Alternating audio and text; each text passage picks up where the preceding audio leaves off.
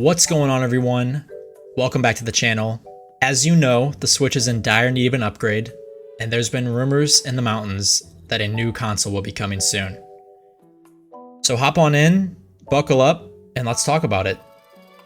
So today we're going to be taking a shot at predicting Nintendo's newest console by looking at its past.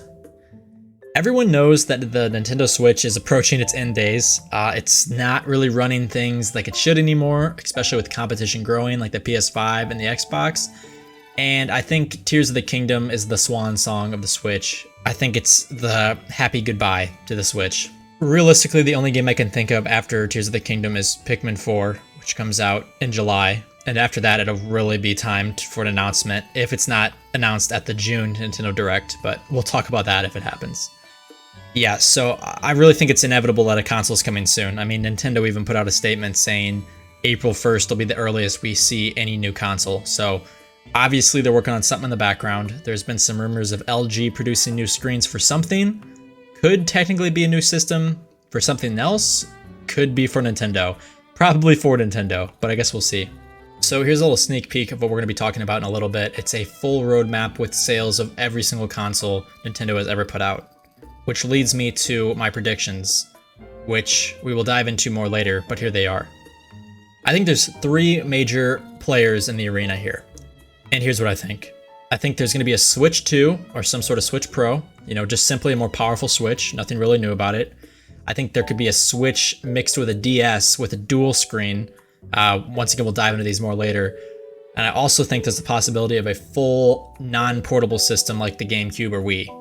That's just jacked up powerful. So anyways, to really dive into these, we really need to go back in time and look at the roadmap of all Nintendo has done. So we need to go back to the beginning, hop into my time machine, and let's go back. All right, it is 1983. The NES just came out. Super Mario Bros., Legend of Zelda 1, and Metroid all came out on this thing. And this popularized the D-pad controller and brought console gaming into millions of homes. There it is. Boom. Gaming is now cool.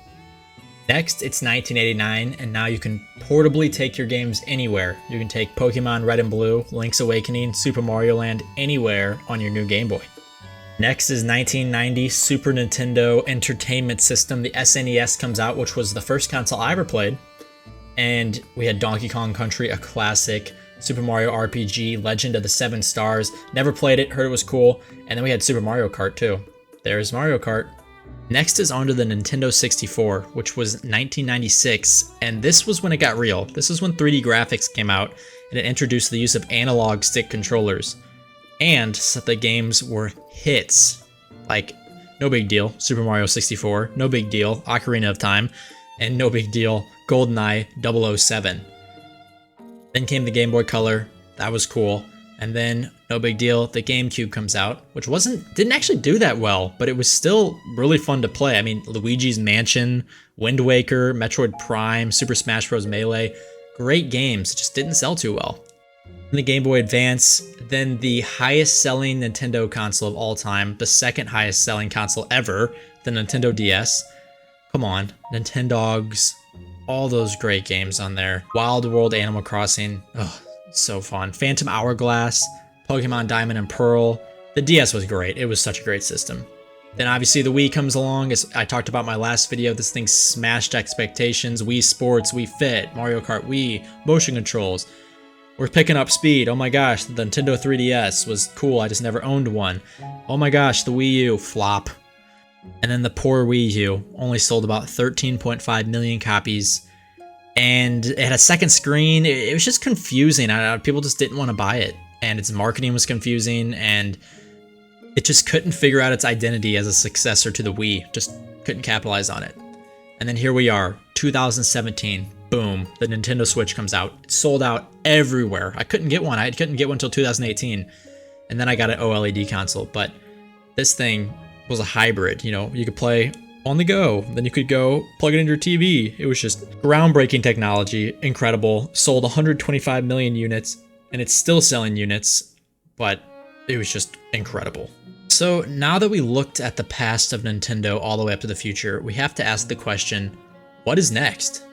And as I mentioned, coming back to it now, I think there's about 3 routes they can go for this next project.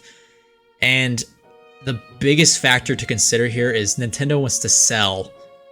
They want money. All companies want money, but they don't want to flop like the Wii U, and they don't want to make their loyal fan base angry, even though they've done it before. So I think that it's very important to consider money, accessibility, and innovation, because Nintendo does like to push innovation forward. So let's look at my 3 ideas I have here and figure out which one I think is the best. Starting off with the least likely for Nintendo to make in 2024, I think that is a non-portable system like the GameCube or the Wii. I think this one could be scrapped almost. It's just have to have it on here because Nintendo could pull a 180, some weird crap, but I don't know, like a PS5, 4K. I feel like Nintendo's not into making games that would run on like a PlayStation. And if you look at the sales numbers, non-portable systems don't have an amazing track record besides the Wii, which was kind of a one and done thing. Technology has blown past the Wii, so making anything like it wouldn't sell too well. You know, unless they go some Wii 2.0 with some groundbreaking technology I haven't even thought of yet, I don't think they'll go this route. But I wouldn't put anything past them. The second likely thing they might make is just a Switch 2. You know, just a Switch Pro that is just the Switch, but with better insides, better specs. And to me, a more powerful Switch with no changes is just a cop-out. The Wii and the 3DS and the Wii U, it all had character. I loved the music in the Wii shop, you know, in the 3DS shop. I loved just the sounds it made. The Switch was just kind of like made for adults, question mark. It just didn't have much music and didn't have much personality.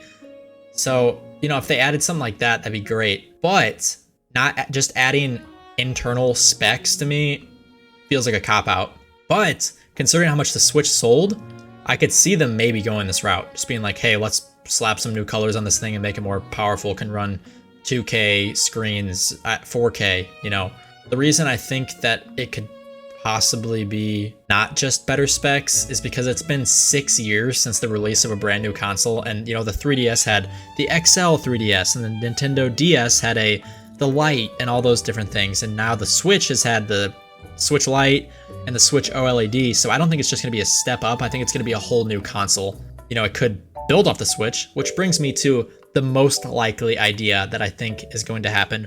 Mark my words, May 16th, 2023, 7:27 p.m. Central Time. I think they're going to build a Switch with dual screens like a Nintendo DS. Hear me out.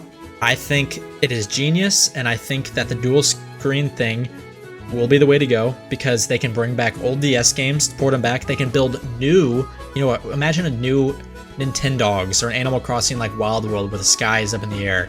But imagine now you can play that game in handheld mode, but some games are just locked to handheld mode. They don't work in the dock. Unless, knowing Nintendo, they're going to figure some way out to make it docked and see both screens at the same time somehow. I have no clue how they're going to do it, but I could totally see them doing this because it wouldn't just be the typical Switch anymore. It'd be a brand new console with the portability, with the accessibility, with the opportunity to sell. So that one has my money. We'll see what happens. I think it's going to be a powerful Switch with a screen on top, but you never know what Nintendo's going to do. Well, there you have it. I really think that the next Nintendo console will be a DS Switch hybrid that is just a power horse.